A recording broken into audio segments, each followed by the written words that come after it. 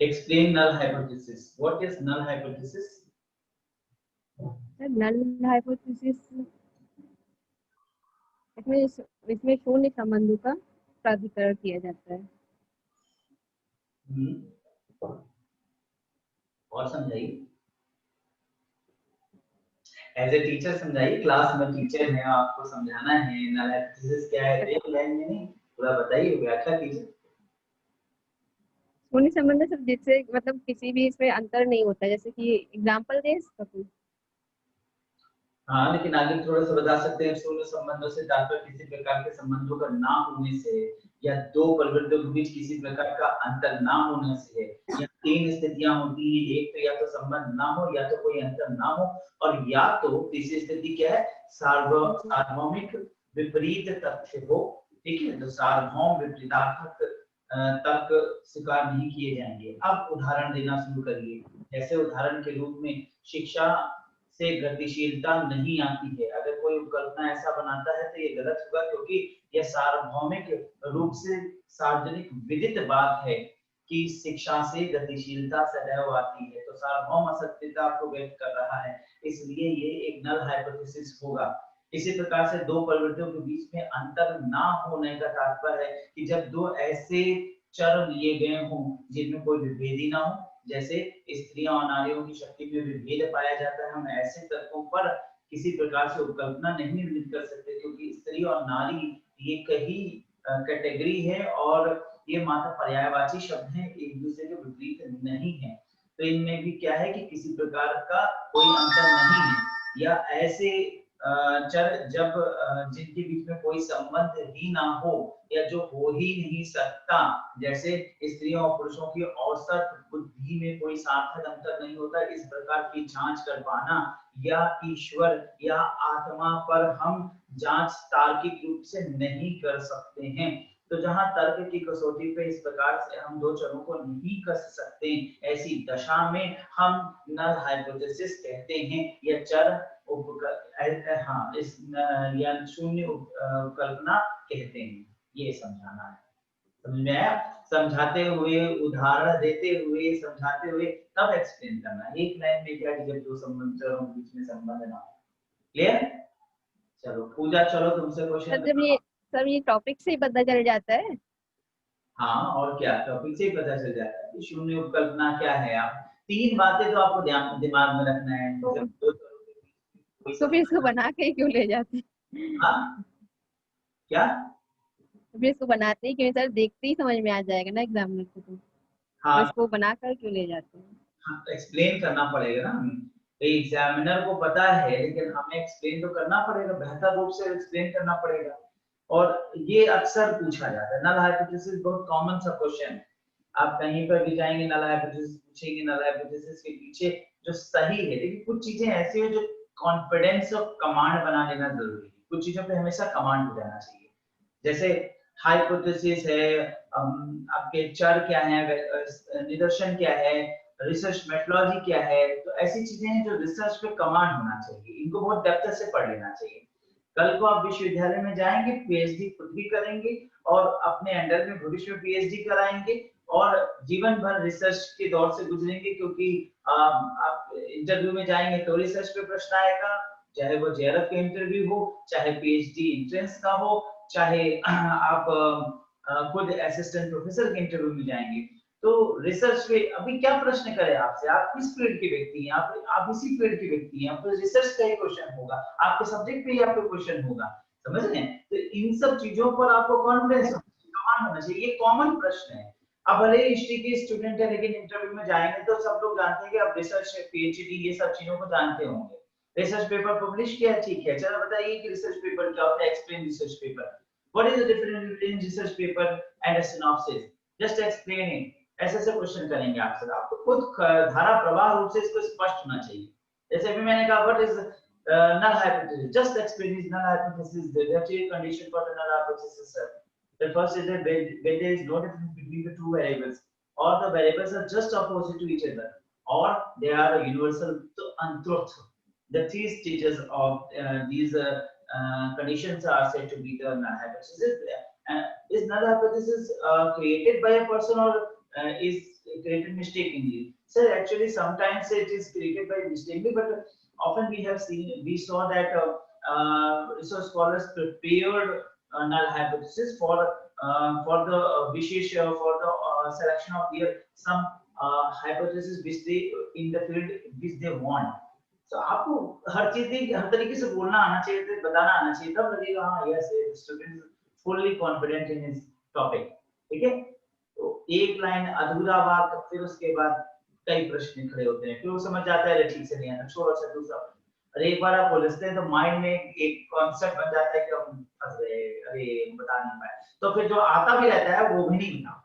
Interview face करना सबसे मुश्किल है, और सबसे बड़ी बात है सभी, तुम्हारे लिए 2 साल हो गया तुमने इंटरव्यू नहीं फेस, ये बहुत कठिन स्थिति है, 2 साल हो गया और इंटरव्यू फेस कर लेना चाहिए था कम से कम 20 से 25, जितना इंटरव्यू आप फेस करेंगे उतना अनुभव होगा। भर डालना चाहिए था, हर जगह का फॉर्म भर जाना चाहिए था, जहां जहां पूरे देश दुनिया में घूम आ जाना चाहिए तब तक में। लेकिन नौकरी आज और टिपिकल होती चल रही है, देखने गवर्नमेंट किस प्रकार से रोज योजनाएं निकाल रही है, रोज ही। अब सरकार के सामने विपत्ति स्थिति इतनी खड़ी हो चुकी है कि सरकार नौकरियां देने के लिए सक्षम नहीं दिखता, और 2-4 जो नौकरी है उनको बड़ी मुश्किल से देगा। और उसके लिए अब आप और कला काट प्रतियोगिता, कट छोड़ कंपटीशन चलेगा, क्योंकि अब नौकरियां सीमित होंगी। समूह गा और घा में तो उन्होंने कह दिया कि हम संविदा पे लेंगे, और अधिकतर डिपार्टमेंट्स को प्रदर्शन चल रहा है इसके लिए, प्राइवेटाइजेशन का दौर ला रहे हैं। प्राइवेट कर देंगे तो जाहिर सी बात है कि सरकारी नौकरियां छट जाएंगी और प्राइवेट की ओर लोग निकल जाएंगे। अब आप प्राइवेट के फील्ड के व्यक्ति नहीं हो, आप सरकारी ही फील्ड के व्यक्ति हो, क्योंकि आपने प्राइवेट का कुछ किया नहीं, और प्राइवेट का एक टाइम होता है। प्राइवेट की एक एज होती है, पर जो सरकारी है उसमें एज नहीं होती है। प्राइवेट में क्या है कि जो 20 से लेकर 30 तक का बच्चा होता है वो कहीं ना कहीं से लग जाता है, लेकिन जब आप 30 के आसपास पहुंच चुके होते हैं और इतनी आपने इस प्रकार की क्वालिफिकेशन गेन किया है जो प्राइवेट में बिल्कुल यूज नहीं आएंगे, तो प्राइवेट लाइन अब आपके लिए खत्म हो चुकी है। अब नई जिंदगी लीजिए, तो प्राइवेट के लिए सोचिए कि इंजीनियरिंग करना है तो फिर एमबीए करना है, वो सब फील्ड खत्म हो चुका है। अब आप टीचिंग की फील्ड में आ सकते हैं, और टीचिंग के फील्ड में वो भी आपने हायर एजुकेशन से किया है। अब हायर एजुकेशन में वैकेंसीज निकालने का मतलब इंटरव्यू, सिर्फ इंटरव्यू। अभी मैंने एक वैकेंसी भेजा था छत्तीसगढ़ का, देखा होगा, मैंने एक छोटा सा ड्राफ्ट कर दिया था। तो क्या है एज अभी इस वैकेंसी को डालने के लिए? है तो बहुत दूर की, लेकिन हम नहीं डाल पाएंगे। नहीं नहीं, गलत गलत गलत गलत। कितनी, मतलब हम ये जानना चाहेंगे कि अभी कितना और टाइम है 30 में, 2-3 साल है? यस सर है। तत्काल डाल दीजिए, तत्काल डाल दीजिए। छत्तीसगढ़ कहाँ कोई इतना दूर है। नहीं, ये सब बात नहीं सुनेंगे तब तो नौकरी नहीं मिलेगी, तब ऐसे आप तरसते रह जाओगे, नौकरियां बहुत मुश्किल हो रही है। एमपी ने मना कर दिया हम किसी को वैकेंसी नहीं देंगे, छत्तीसगढ़ दे रहा है, चले जाओ। यूपी 5 साल से निकाल नहीं रहा है, निकालेगा संविदा पे निकालेगा, कितना देगा कितना नहीं देगा, गेस्ट फैकल्टी में कब तक चलेगा। अगर कंफर्म जॉब चाहते हो तो पूरे देश को नापो। अब विश्व में तो नहीं जा सकते, अमेरिका नहीं जा सकते हो, लंदन नहीं जा सकते हो, ब्रिटेन रशिया यहाँ नहीं जा सकते हो, तो भाई आप भारत को क्यों छोड़ रहे हो? यूपी का दायरे से बाहर निकलो, हिंदी स्पोकन राज्य, तमिलनाडु तो जाना नहीं है, कर्नाटक तो जाना नहीं है, वहां की भाषा नहीं आता, वहां अप्लाई नहीं करना है। तो फिर जो बचा हुआ 2-4 राज्य, झारखंड छत्तीसगढ़, एमपी खत्म हो चुका, अब झारखंड छत्तीसगढ़ हिमाचल, यहाँ सब है 2-4-6 राज्य, यहाँ भी नहीं अप्लाई करेंगे तो कैसे करेंगे? यूपी के हालात तो बिगड़े हुए हैं, यूपी में तो ऐसे ऐसे मुखिया आ गए हैं कि तो कुछ करना नहीं है उनको, देख ही रहे हैं आप क्या सिचुएशन होता है। सो एक ही बात कहेंगे कि जैसे भी हो नौकरी ले लो। 18 तारीख डेट, अभी एक दिन और बची है, कल तक है लास्ट डेट। फॉर्म ऑनलाइन भर दीजिए, फॉर्म ऑनलाइन भरिए, छोटी सी परीक्षा होगी, छोटी सी परीक्षा, छोटी सी परीक्षा। फर्स्ट पेपर का जीएस का पेपर है, जीएस है तो जीएस में जान लीजिए छत्तीसगढ़ जीएस ज्यादा आएगा तो एक सप्लीमेंट जीएस का कर लीजिएगा। और सब्जेक्ट आपका हिस्ट्री, आपका कॉन्फिडेंस होना चाहिए, बस हम इससे ज्यादा कुछ नहीं जानते। हिस्ट्री में आपका 100 में से 80 सही होना चाहिए, और जीएस में आपका 50 में से 30 हो जाएगा। तो एग्जाम कहाँ पर होगा इसका? छत्तीसगढ़ में होगा, और कहाँ होगा? छत्तीसगढ़ लोक सेवा आयोग निकाला है तो रायपुर वगैरह जो सेंटर थे, और उसमें ऑप्शन है सेंटर चेंज करने का। आप अपने पास से जो यूपी से जुड़ा हुआ जिला है वो ले लीजिए, हमने विशेष रूप से आप ही जैसे स्टूडेंट्स के लिए वैकेंसीज के अनाउंसमेंट किया, इसको विषय बताया और आप नहीं इसका लाभ लेंगे, इसको छोड़ेंगे, आप फिल्टर करके जॉब नहीं ले पाएंगे। जान लीजिए, फिल्टर करके फिर जॉब ही नहीं मिलेगी, उम्र कब बीत जाएगी पता ना चले। ये जान लीजिए कि दूसरी बार आपको छत्तीसगढ़ का वैकेंसी नहीं मिलेगा, ये वैकेंसी पुरानी वैकेंसी है, यानी ये 2019 की वैकेंसी है। और अगर आपकी एज है, just apply, don't think much. अरे 50 क्वेश्चन की तैयारी करना होगा, 100 का तो होना चाहिए आपको। हिस्ट्री आपको कॉन्फिडेंस होना चाहिए, आपका सब्जेक्ट है, आप टीचिंग कर रहे हो, आपने उसी पे नेट निकाला है। अब कॉन्फिडेंस नहीं आएगा तो कब आएगा? 100 में 80 क्वेश्चन सही होना चाहिए। आज की डेट से जितने हिस्ट्री के पेपर मैंने सब लगाना शुरू कर दिए, पागल की तरह लगाइए। 100 क्वेश्चन का पेपर लगाइए, सॉल्व करिए, 100 क्वेश्चन उठाइए, 100 क्वेश्चन में से 70 80 सही होंगे। 60 62 से ज्यादा आपका ठीक ना होता होगा, सही बोल रहा हूँ गलत बताइए? सही कह ना? सही कह रही हूँ। 60 62 से ज्यादा ठीक नहीं होता होगा, इसको सिलेक्शन नहीं होगा। 82 होनी चाहिए, और 62 से 82 का मतलब है कम से कम 200 300 पेपर लगा डालो। याद करने से हिस्ट्री नहीं आएगा, सब्जेक्ट कॉन्फिडेंस याद करने से होता है, पेपर लगाने से होता है। जितना ज्यादा आप पेपर लगाओगे उतना कॉन्फिडेंस बढ़ेगा, वो याद हो जाएगा। एक दिन में 5 पेपर यानी 500 ऑप्शंस के क्वेश्चंस लगा डालेंगे। 500 क्वेश्चन लगा डालेंगे तो वो 500 में से 400 याद हो जाएंगे, समझ रहे हैं? और फिर उसके बाद अगले दिन उनको 2-3 दिन पे रिवीजन कर डालिए। रिवीजन करने में ज्यादा समय नहीं लगेगा। तो इस तरीके से एक एक दिन में 700-800 क्वेश्चन का प्रैक्टिस होना चाहिए, तब वो चीजें रट जाएंगी, दिमाग में बस जाएंगी, बार बार सामने आएंगी कि एलोरा का केव कहाँ था, जनता का केव कहाँ था, महाबलीपुरम कहाँ, ये सारी चीजें आपके सामने जो है दौड़ते जाएंगी। और practice makes the man person. First paper में देखिए हम कितने ज्यादा वीडियोस अपलोड कर चुके हैं, कम्युनिकेशन, हायर के सब सारी चीजों का वीडियोस मैंने क्वेश्चंस के प्रैक्टिस का, ईयरली क्वेश्चन का अपलोड किया। जो समझदार इंसान है इस्तेमाल करेगा। बाकी अनलॉक वगैरह खत्म होगा, कोचिंग संस्थानें जब ओपन होंगी तो फिर मैं सब हटा दूंगा, सारे वीडियोस को जो है केवल पेड पीपल्स को ही मिलेगा, सबको नहीं, ओपन टू ऑल नहीं रहेगा। अभी तो ओपन टू ऑल रखा है सबके लिए, यहाँ बेची के ज्यादा से ज्यादा लोग ले लें। तो आपको ये समझ लीजिए, हार्ड वर्क करेंगे तो मजा है, और नहीं तो जिंदगी एक सजा है, फिर लगे रहेंगे। श्वेता का क्या हाल है, वो तो पता ही नहीं चल रहा है, उसका क्या हो रहा है, कहाँ पहुंची, क्या कर रही है? पता नहीं सर, वो पढ़ा ही रही है और कुछ नहीं, कोचिंग भी नहीं कर रही, मना कर दिया। कर क्या रही है? अभी तो सब बंद है ना, अभी तो कॉलेज सब बंद है, पता नहीं। हिस्ट्री तो उसका भी सब्जेक्ट है ना? Yes sir. हाँ तो उसको भी बोलो फॉर्म तो डाल दे, छत्तीसगढ़ का दे, एग्जाम दे।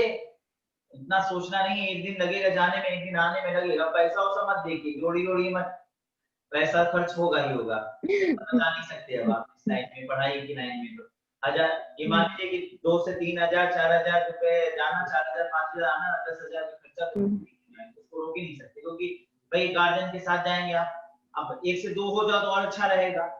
जैसे आप और श्वेता है, आपके कपल है आप दोनों का, तो आप दोनों लोग 1 से 2 हो जाओ, तो दोनों हो जाओगे तो गार्जियंस को जबरदस्ती खर्च नहीं करना पड़ेगा आने जाने का। एक सेंटर डाल लो, रायपुर डाल दो, दोनों लोग जाओ, साथ में जाओ, तो बहुत बेटर रहेगा। उसको कन्विंस करो, इसीलिए मैं लगातार कह रहा हूँ भाई, आपकी फ्रेंड सर्किल से हैं तो 1-2 लोगों का ग्रुप बना लो, कम पैसा लगता है, क्योंकि गार्जियंस को ले जाना ज्यादा खर्चीला होता है, उनके साथ उनके अकॉर्डिंग अकोमोडेशन करना होता है। आप थोड़ा 19-20 अकोमोडेशन कर लो, समझ रहे हैं ना? आप सस्ता होटल भी ले लोगे, 500 से 700 का होटल ले लोगे, लेकिन उनके लिए आप मदर को ले जाओगे, फादर को ले जाओगे, तो उनकी सुविधाओं के अनुसार। अब फिर जब आप एक बार जाओगे 8-10 बार हजार खर्चा हो जाएगा, तो फिर नेक्स्ट टाइम आप सोचोगे यार, और पेपर भी अच्छा नहीं होगा, तो आप कहोगे यार फालतू पैसा बर्बाद हो रहा है, समझ रहे हैं ना? इसलिए स्टूडेंट्स को, फ्रेंड्स को, उनको आप कन्विंस करो, अपने साथ के लोगों को, उनको ले लो। श्वेता को भी भर दे फॉर्म, ठीक है? पढ़ना ना पढ़ना अपनी जगह है, बात कर सकती है हमसे, फोन से भी बात कर सकती है, या तुम्हीं से संबंधित बता दिया है सर उसको। हाँ, वो पढ़े और इसकी तैयारी करे, फील्ड क्यों छोड़ रहे हो? अब मेरी उम्र तो 30 साल अभी है नहीं कि मैं फॉर्म भर दूं। एक टाइम था जब मैंने सोचा था, लेकिन अब मेरा पीढ़ी ही नहीं, अब मुझे इस काम को करना ही नहीं है, इसलिए मुझे टेंशन नहीं। लेकिन आप लोगों के पास तो एज है, और एज है तो उसका लाभ उठाइए। बहुत इजी परीक्षा आती है, जान लीजिए कि 30 साल आपकी एज है और इस समय अगर आप इस परीक्षा को निकाल लेते हैं और वैकेंसी मिल जाती है, फ्रेश भर्ती है और यूजीसी के इसके अंतर्गत हो रहा है, 57,000 रुपए पहली सैलरी है और 4 से 5,000 रुपए एकोमोडेशन भी मिलेगा, यानी मान लीजिए 62-63,000 रुपए आपके हाथ में आ जाएगी और भर्ती भी हो जाएगी छत्तीसगढ़ में 6 महीने के अंदर। तो 6 महीने बाद आपके हाथ में 62-63,000 रुपए आने का पूरा चांसेस है। ये भी जान लीजिए छत्तीसगढ़ के ज्यादा लोगों को सिलेक्शन होता है, बाहर के कम लोगों का होता है, लेकिन होता है, इसलिए आप अप्लाई करें। अब यहाँ पे हाई मेरिट आपको लाना होगा, भाई 85 करिए 100 में और 35 करिए 50 में, ऐसा करना पड़ेगा। बाकी जो मैं पढ़ा रहा हूँ सब चीजें तो उसमें काम आएगा ही आएगा, नहीं मन है तो छोड़ दीजिए, फिर तो नौकरी नहीं लगेगी और ये समय ना आएगा दोबारा, नोटिस कर लीजिए, ठीक है ना। हार्ड वर्क करिए, पेपरों पर जितना ज्यादा पब्लिश कर लीजिए 5-7 पेपर, कम से कम 10 पेपर का तो अब रूल बनाने जा रही है गवर्नमेंट। अब रूल बना देगी तो एक दिन में पेपर पब्लिश होगा नहीं, कम से कम 8 से 10 पेपर आपके पब्लिश होना चाहिए। आपकी जब वहां बायोडाटा पढ़ी जाए, आपकी एंट्री होती है, अभी आपने इंटरव्यू दिया नहीं इससे आपको पता नहीं है, जैसे ही आपकी एंट्री होती है आपकी बायोडाटा पढ़ी जाती है, तुरंत वहां का एक पर्सन चाहे चीफ हो चाहे हेड हो चाहे प्रिंसिपल हो बोलता है कि Sabiha Noori that high school first division, inter second division, BA second division, MA third division, ऐसे ऐसे बोल, समझ रहे हैं ना, डिवीजन कैलकुलेट हो जाता है, 2 सेकंड 2 फर्स्ट ऐसे कैलकुलेट होता है, भले आपके 59% हो, सब कोई मतलब नहीं है। उसके बाद net in history, PhD that, MPhil that, समझ रहे हैं, वहां पर सारी चीजें दिखाई देती है, सुनाई देती है।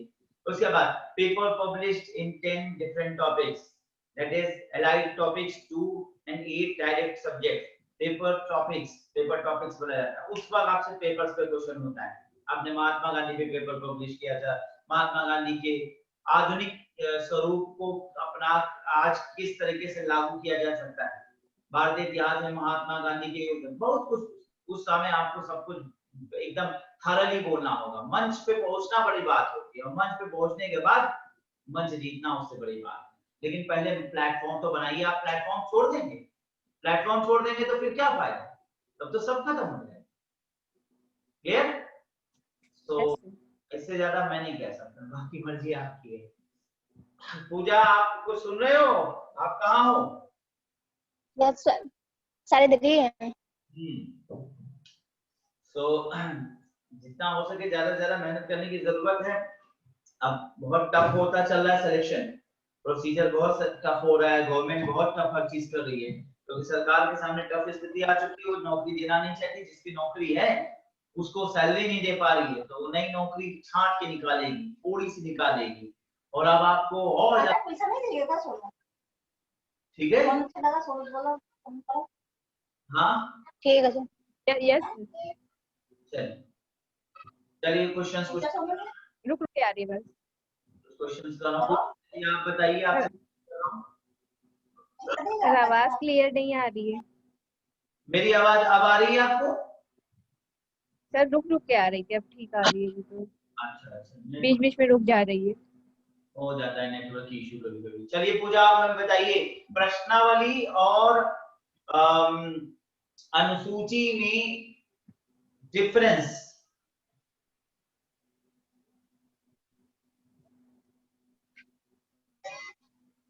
सर जब अनुसंधान करता किसी कार्य समस्या को सॉल्व करने के लिए बाहर मतलब किसी जगह पर जाता है और वहाँ कुछ मतलब किसी जनसंख्या को लेता है या कुछ लोगों को लेता है, और वहाँ पे जो पेपर क्वेश्चन सॉल्व करने के लिए वहाँ देते हैं और जो अपने सामने सॉल्व करवाते हैं और वहाँ से लेके आते हैं, वो प्रश्नावली के रूप में हो गया। और जो डाक के माध्यम से या किसी और के माध्यम से, जैसे हम गए और वहाँ पे दे के चले आए, कुछ लोगों ने सॉल्व करके 1 दिन बाद 2 दिन बाद दे के वापस कर दिए, तो अनशेड्यूल में चला गया वो। गलत बोल दिया आपने। क्यों सर? बातें बोल दिया, उल्टी बातें। जब डाक या किसी अन्य माध्यम से हम प्रश्नों की तालिका किसी के पास छोड़कर आते हैं, अपेक्षा करते हैं कि उत्तर वो सूची में भर के हमें वापस भेज दे, तो इसे प्रश्नावली के नोटिस कर लीजिए। अनुसूची में शोधकर्ता स्वयं जाता है, ठीक है, प्रश्नों की तालिका से प्रश्न पूछता है उत्तरदाता से, उत्तरदाता प्रश्नों का उत्तर देता जाता है, जिसे स्वयं शोधकर्ता भरता जाता है। इस प्रक्रिया को अपने हाथों से हाँ सर उल्टा हो गया। उल्टा हो गया, ठीक है, तो ऐसी गलती मत करिए, रिवीजन बहुत जरूरी है, अच्छे से याद कीजिए, बहुत मस्त है रिवीजन। चलिए और एक क्वेश्चन कर रहे हैं, चलिए सभी आप बताइए, प्रत्यक्षवादी शोध दृष्टिकोण और उत्तर प्रत्यक्षवादी शोध दृष्टिकोण को अपने शब्दों में समझाइए।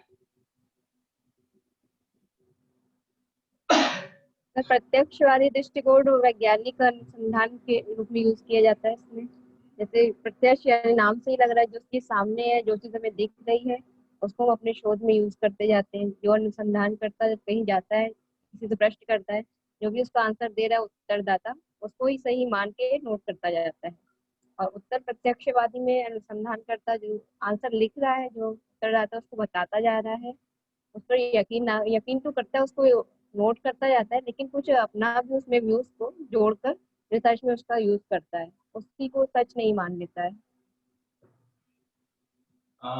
चलो पूजा, इसको तुम समझाओ। सर यही हम भी बताएंगे। बताओ। मतलब प्रत्यक्ष वो जो प्रत्यक्ष रूप से मतलब सामने दिखाई दे, और अप्रत्यक्ष वो जिसे मतलब दिखाई भी दे रहा है, उसको देखकर भी अनदेखा कर दिया जा रहा है।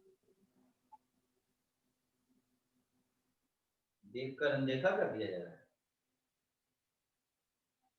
नहीं,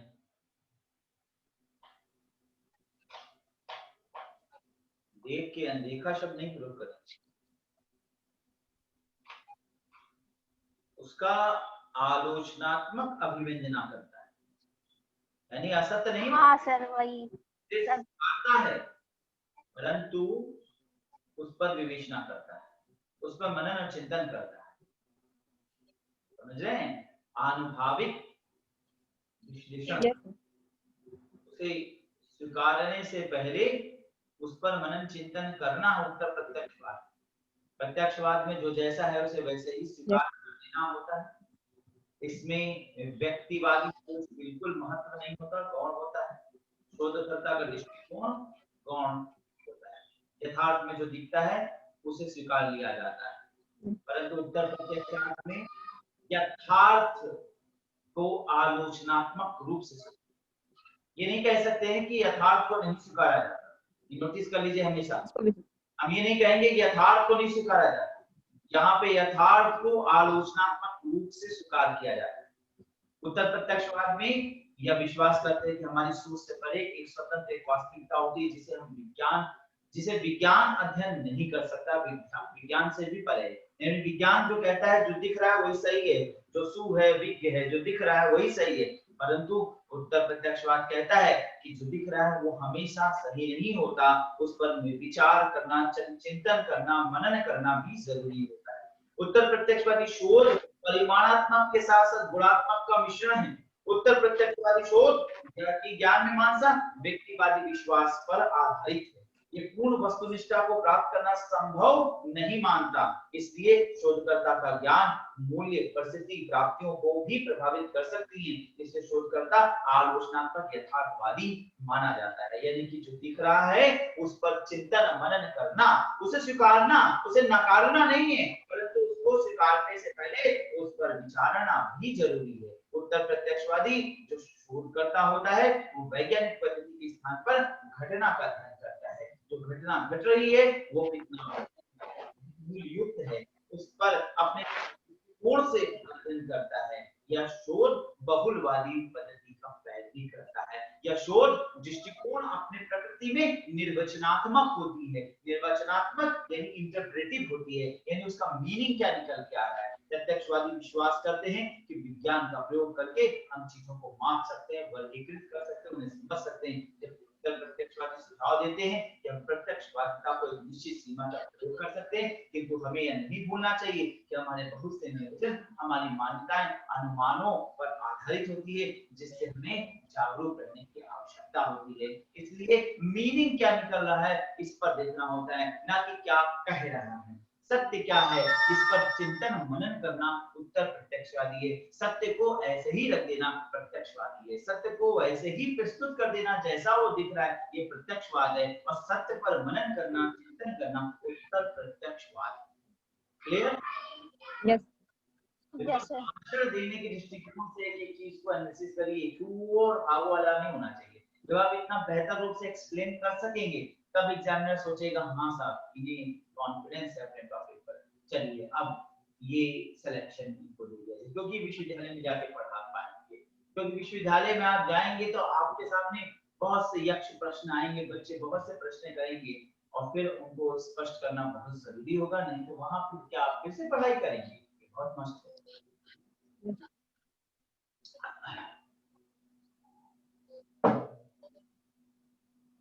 चलिए, तो मैंने आप लोगों को उत्तर प्रत्यक्षवाद तक पढ़ाया था और एक और टॉपिक कराया था, शोध का वर्गीकरण, क्लासिफिकेशन ऑफ रिसर्च। चलिए तब यह क्लासिफिकेशन ऑफ रिसर्च एक्सप्लेन करिए। शोध के वर्गीकरण, शोध को कुल कितने भागों में वर्गीकृत किया जा सकता है, कौन कौन से भागों में? दो भागों में डिवाइड किया जा सकता है, फंडामेंटल रिसर्च और अप्लाइड रिसर्च। दो पार्ट है इसके। फंडामेंटल में किसी तत्कालीन समस्या का समाधान ना करके कुछ मूलभूत नियम बनाए जाते हैं या उसमें वैज्ञानिक सिद्धांतों के द्वारा उसमें खोज की जाती है। सिर्फ इसमें तथ्यों का एकत्रीकरण पर बल दिया जाता है या ज्ञान में वृद्धि करी जाती है मूलभूत अनुसंधान में। और अप्लाइड रिसर्च में अगर कोई प्रॉब्लम है तो जो तथ्यों का एकत्रीकरण किया गया है उसका यूज करके अप्लाइड रिसर्च में प्रॉब्लम को सॉल्व किया जाएगा। ठीक है, बिल्कुल ठीक है। पूजा आप भी एक्सप्लेन करो इसी बात को।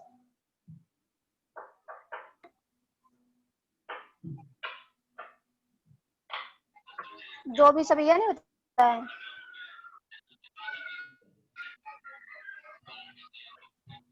सर आपकी वो आवाज ही नहीं आ रही।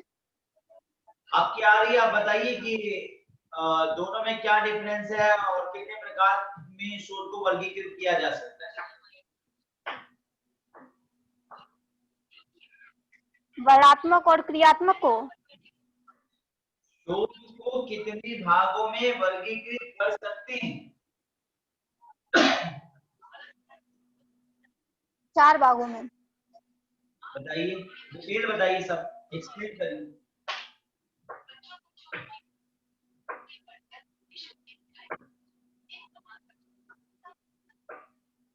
सर उस सीरियल से तो नहीं पता है, वैसे इधर उधर हो सकता है।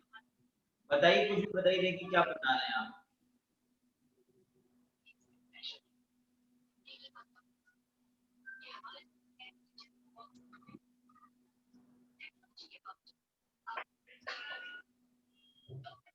शोध के वर्गीकरण पर प्रश्न कर रहा हूँ, शोध को वर्गीकृत कीजिए।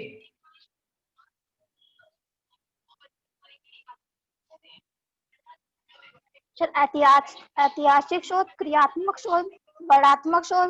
नहीं समझ पा रहे हैं आप, प्रश्न नहीं समझ पा रहे हैं। प्रश्न है शोध को कितने भागों में वर्गीकृत किया जा सकता है, शोध को कितने भागों में वर्गीकृत किया जा सकता है और उनको वर्गीकरण करिए। सर 2 भागों में। हाँ बताइए। वर्णात्मक और क्रियात्मक में। मूलभूत शोध अनुसंधान और व्यवहारिक शोध अनुसंधान। शोध को 2 भागों में वर्गीकृत किया जा सकता है। ठीक है, शोध को 2 भागों में वर्गीकृत कर सकते हैं, जिसमें एक fundamental type of research methodology है और एक होता है बिहेवियर रिसर्च। फंडामेंटल रिसर्च के अंतर्गत किसी तत्कालीन समस्या के समाधान की अपेक्षा किसी विषय के मूलभूत नियमों व वैज्ञानिक सिद्धांतों को विकसित किए जाने के उद्देश्य से गवेषणा करते हैं, यानी खोज करते हैं। यहाँ पर हम विशेष वैज्ञानिक नियमों।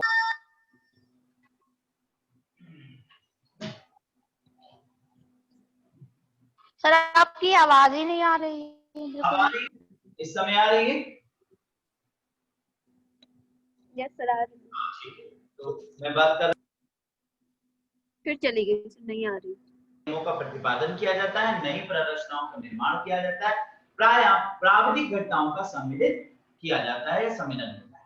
इसका मुख्य उद्देश्य होता है तथ्यों का एकत्रीकरण करना, यानी जो डाटाज हैं उनको कलेक्ट करना। यहाँ पर हम जो डाटा है वो एक प्रकार से आने वाले भविष्य में व्यवहारिक अनुसंधान में प्रयोग किए जाने के लिए आधार के रूप में निर्मित करते हैं। व्यवहारिक अनुसंधान दूसरे प्रकार का अनुसंधान होता है जिसमें एक ऐसा शोध होता है जिसका उद्देश्य तत्कालिक या दूरगामी महत्व के व्यवहारिक समस्याओं का समाधान करना होता है। यहाँ पर समस्या विशेष के समाधान के लिए इसका प्रयोग होता है। मूलभूत अनुसंधान से प्राप्त तथ्यों का प्रयोग क्रियात्मक समस्याओं की खोज पर किया जाता है। जैसे हम ओजोन की खोज करते हैं, ऑक्सीजन की खोज करते हैं, नाइट्रोजन की खोज करते हैं, कार्बन डाइऑक्साइड की खोज करते हैं, हाइड्रोजन की खोज करते हैं। ये सभी प्रकार के एलिमेंट्स जिनकी हमने खोज किया, इनकी खोज एक प्रकार से मूलभूत अनुसंधान के अंतर्गत रखी जाएगी। परंतु जब किसी भी एलिमेंट को किसी समस्या के समाधान के लिए प्रयोग किया जाए, जैसे ओजोन लेयर डिप्लीशन की समस्या के लिए हम ओजोन का प्रयोग करें, तो ओजोन जो कि मूलभूत अनुसंधान के तहत पहले पूर्व में खोजा जा चुका है, उसका प्रयोग हमने वर्तमान की समस्याओं के समाधान के लिए किया, तो यही बन जाएगा एक प्रकार से बिहेवियरल या व्यवहारिक शोध अनुसंधान। जनरली दो प्रकार के शोध अनुसंधान को कैटेगराइज किया जाता है, फंडामेंटल यानी मूलभूत अनुसंधान और व्यवहारिक शोध अनुसंधान। लेकिन कई प्रकार के पुस्तकों में से 3 भागों में भी वर्गीकृत किया गया है। तीसरा रखा गया है क्रियात्मक अनुसंधान। अब साधारण रूप से देखा जाए तो क्रियात्मक अनुसंधान जो है वो एक्शनेबल आधारित होता है, यानी कि क्रिया करके तुरंत हल निकालने पर। इस प्रकार से तत्कालिक समस्या के समाधान के दृष्टिकोण पर आधारित हो जाता है और इसलिए मोटे रूप से हम इसे बिहेवियरल रिसर्च में रख सकते हैं। परंतु अगर हम गहराई से विश्लेषित करें तो 3 भागों में भी कह सकते हैं। मूलभूत अनुसंधान जिसका उद्देश्य होता है मात्र किसी चीज की एनालिसिस करना या तथ्यों को संकलित करना। व्यवहारिक शोध जिसका उद्देश्य समस्या का समाधान करना होता है।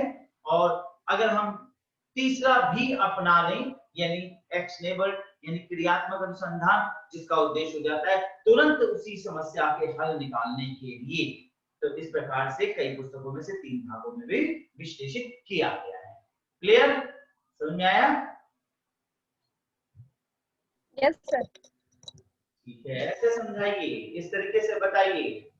आप प्रिपरेशन कीजिए, आमने सामने अपने शीशा रख लीजिए सामने और ये समझिए कि आप इंटरव्यू में हैं और आप अपनी बात आपके सामने टॉपिक रख दिया गया, आप उसको कैसे समझें, तो आप इस टॉपिक को समझाने की कोशिश करें। अगर आपको तब भी दिक्कत हो तो आप एक काम करो, अगर आप लैपटॉप का इस्तेमाल कर रहे हो या आप मोबाइल लिए चलिए या आपके पास अगर हार्ड कॉपी है तो भी ठीक है, आप सामने नोट्स रख लो या लैपटॉप पे खोल लो और लाइन को पढ़ें और एक्सप्लेन करते चलिए। लाइन को पढ़ें और एक्सप्लेन करते चलिए, बार-बार करिए, 8-10 बार आप पूरे पेज को एक्सप्लेन करिए, तो वर्ड टू वर्ड ये याद हो जाएगा आपके माइंड में। और फिर उसके बाद आप पेज को हटा भी देंगे और खुल के एक्सप्लेन करेंगे तो आप देखेंगे कि आप बहुत बेहतर रूप से एक्सप्लेन कर पाएंगे। तो सबसे अच्छी चीज होती है हाउ टू एक्सप्रेस योरसेल्फ। आप अपने आप को कैसे एक्सप्रेस करें, ये एक इंपॉर्टेंट एस्पेक्ट है। समझ रहे हैं? जी सर। मैं आज आप लोगों को इंटरव्यू के विषय में सोच रहा हूँ कुछ बता दूं तो ज्यादा बेस्ट होगा, क्योंकि रोज क्लास को लेता नहीं। तो आज मैं आपको इंटरव्यू की कुछ इंपॉर्टेंट एस्पेक्ट्स के विषय में बताता हूँ, चर्चा करता हूँ। 1 मिनट का ब्रेक लेता हूँ, कुछ स्टार्ट करता हूँ।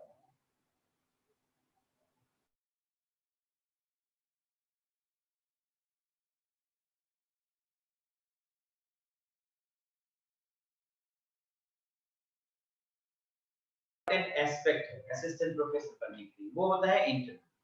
आप इंटरव्यू में अपने आप को अगर बेहतर रूप से प्रदर्शित करते हैं तो एग्जामिनर की नजर में आप एक बेस्ट पर्सन हो जाते हैं और आपका सिलेक्शन हो जाता है। सारी चीजें अपने स्थान पर रह जाते हैं और इंटरव्यू सबसे इंपॉर्टेंट बोला जाता है। जनरली हम नेट क्वालिफाइड होते हैं, हमने पीएचडी भी कर डाला, हमने अच्छी खासी एकेडमिक्स बना लिया। इन सारे एकेडमिक्स को बनाने के बाद हम विश्वविद्यालय में अप्लाई करते हैं या किसी भी संस्थान में हम अप्लाई करते हैं। तो जब हम वहां पहुंचते हैं तो सबसे इंपॉर्टेंट होता है हमारा प्रेजेंटेशन, हम अपने आप को कैसे प्रेजेंट करते हैं। एक जनरल से इंटरव्यू की अगर हम खांचा कीजिए तो किसी भी डिग्री कॉलेज या विश्वविद्यालय स्तर पर जब आप इंटरव्यू देने जाते हैं तो आप किस प्रकार का माहौल फेस करते हैं। मैं आपको एक काल्पनिक माहौल बताता हूँ जो कि अक्सर, अगर आप किसी विश्वविद्यालय या किसी डिग्री कॉलेज में जाते हैं तो जनरली 3 आपके सामने एग्जामिनर जो आपसे क्वेश्चंस करते हैं, वो आपके लिए एक्सपर्ट्स भेजे जाते हैं। अगर आप डिग्री कॉलेज में, तो जाहिर सी बात है वहां का एक प्रिंसिपल होता है और मैनेजमेंट हेड भी होता है, और उस डिग्री कॉलेज जिस विश्वविद्यालय से संबद्ध है वहां का एक एचओडी जनरली, या एचओडी का एक नॉमिनेटेड एक रिप्रेजेंटेटिव आपके सब्जेक्ट का वहां पर होता है। जनरली ये मान लीजिए कि 7 से 8 लोगों का पैनल होता है।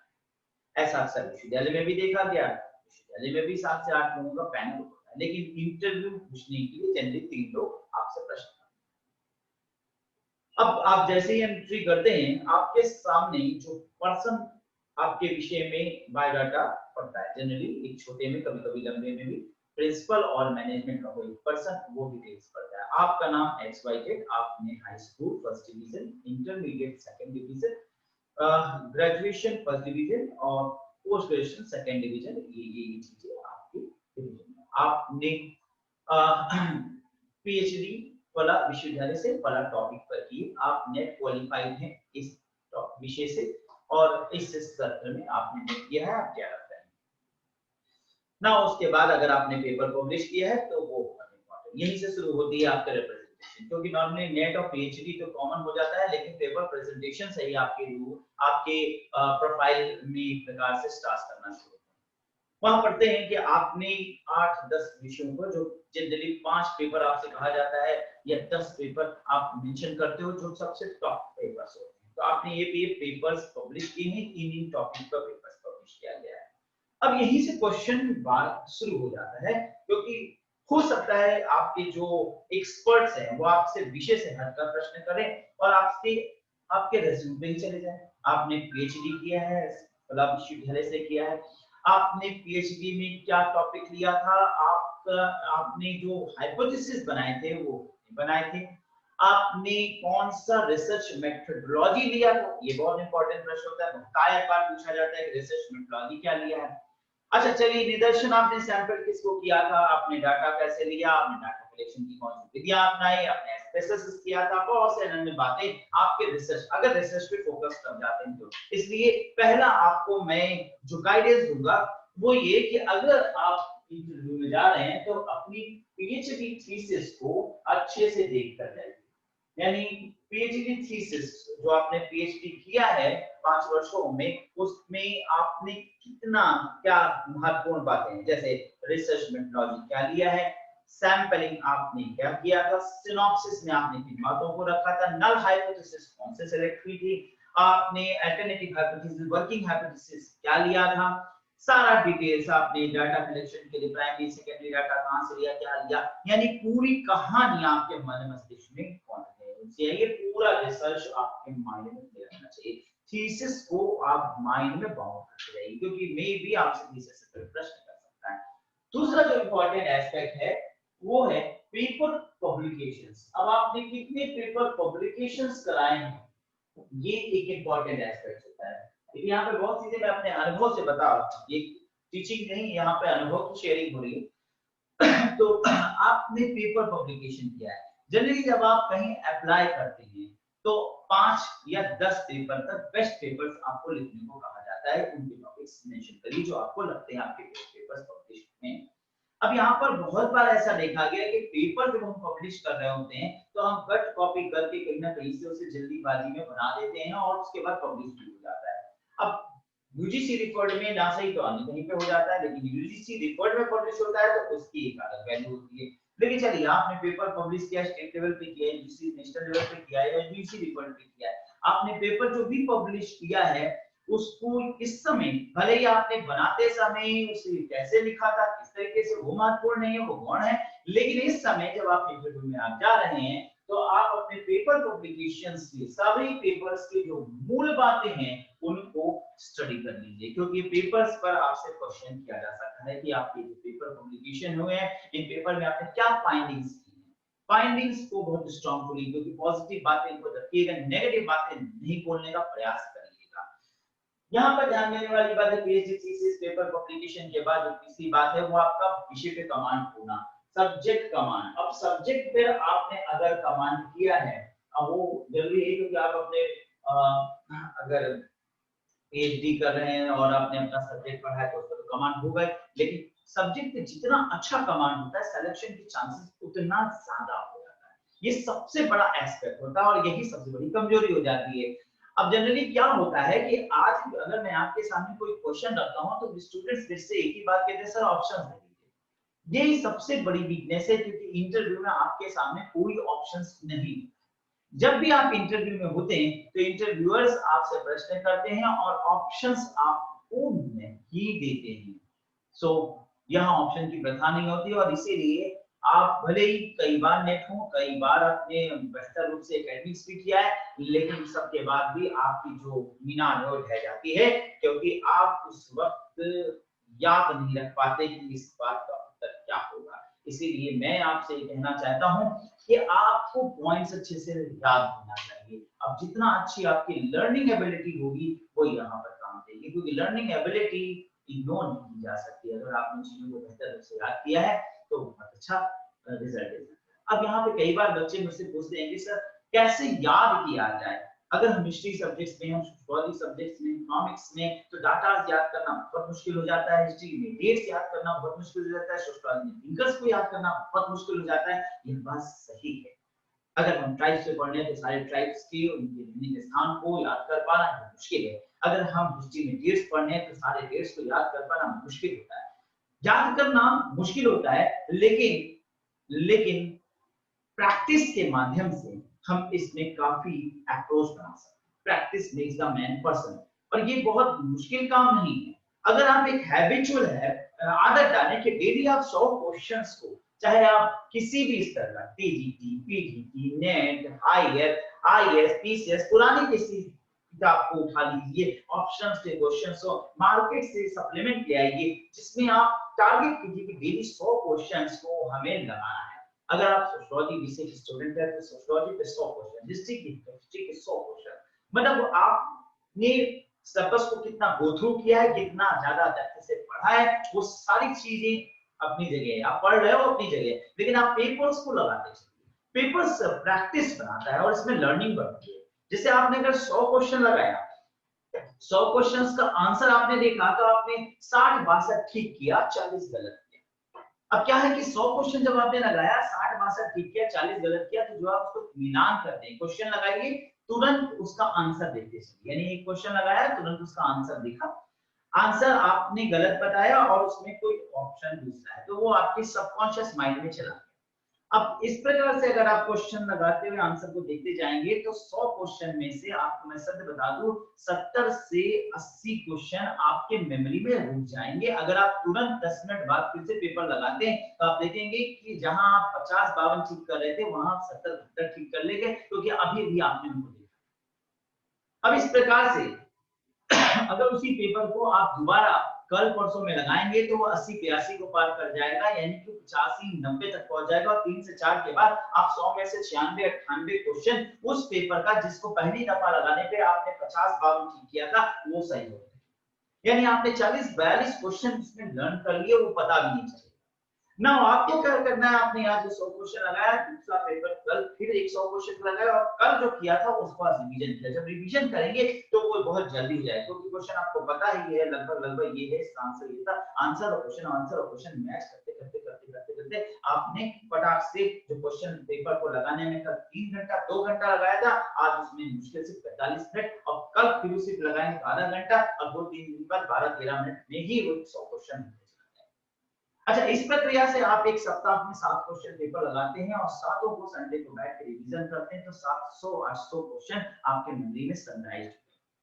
ये प्रक्रिया रिपीट करते रहिए जब तक कोई पेपर का 100 क्रॉस ना हो, यानी 100 पे 100 ना हो जाए, 100 पे 100 ना हो जाए। और इस प्रकार से कड़ी मेहनत तो करना है, लेकिन अगर आप इस तरीके से किसी भी इंटरव्यू से पहले अपने सब्जेक्ट को स्ट्रॉन्ग कर लेते हैं, यानी चाहे किसी भी प्रकार के इंटरव्यू में जा रहे हैं, चाहे सिविल के इंटरव्यू जा रहे हैं, पीजीटी के इंटरव्यू जा रहे हैं, नेट के इंटरव्यू जा रहे हैं, यानी जेआरएफ के लिए, या आप असिस्टेंट प्रोफेसर के लिए अप्लाई कर रहे हैं, कहीं भी हायर के लिए, तो किसी भी इंटरव्यू में जा रहे हैं तो सब्जेक्ट का कॉन्फिडेंस बना।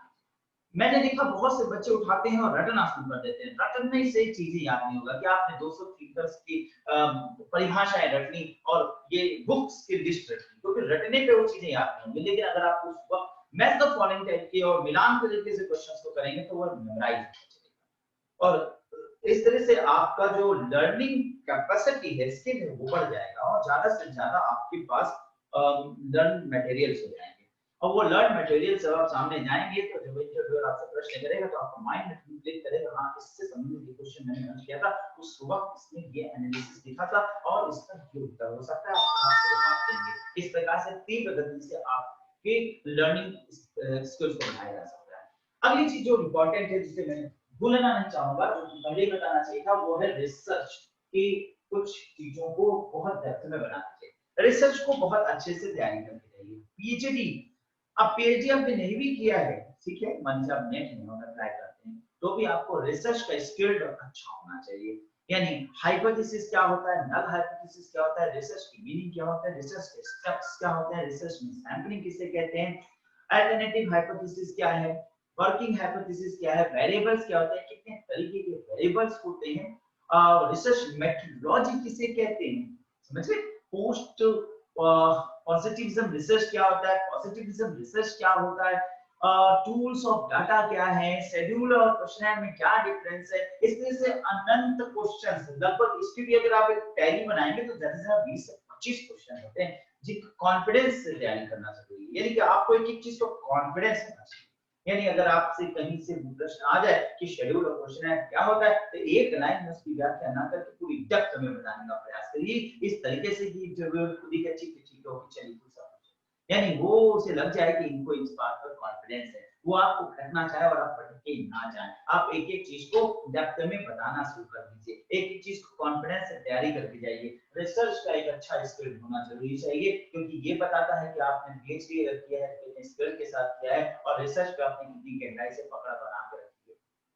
टीचिंग की एक एप्टीट्यूड यानी समझ का होना जरूरी है। कई बार ऐसा होता है जो कंडीशनल प्रश्न कर लेते हैं कि शिक्षक के दृष्टिकोण से ऐसी सिचुएशन में क्या करना चाहिए, और कई बार इसमें हम गलती जवाब दे जाते हैं क्योंकि हम शिक्षक के दृष्टिकोण से उस वक्त ना बता करके ऐसे स्टूडेंट के दृष्टिकोण से यानी छात्र के दृष्टिकोण से उत्तर दे रहे होते हैं। तो प्रयास ये करना होता है कि हमें शिक्षक के दृष्टिकोण से सोचना चाहिए और इस प्रकार से सोच को विकसित करना चाहिए कि एक शिक्षक को ऐसी परिस्थिति में क्या करना चाहिए। तो ये कुछ चीजें हैं जिनको अगर हम ध्यान में रखकर तैयारी करें, जिनको हम ध्यान में रखकर इंटरव्यू दें, तो जाहिर सी बात है कोई भी एग्जामिनेशन हमारा रुक नहीं सकता और इंटरव्यू क्लियर होने में कोई मुश्किल नहीं होगी। क्लियर हुआ, समझ में आया फैक्ट्स जो अभी मैंने आपके साथ चर्चा किया? जी सर।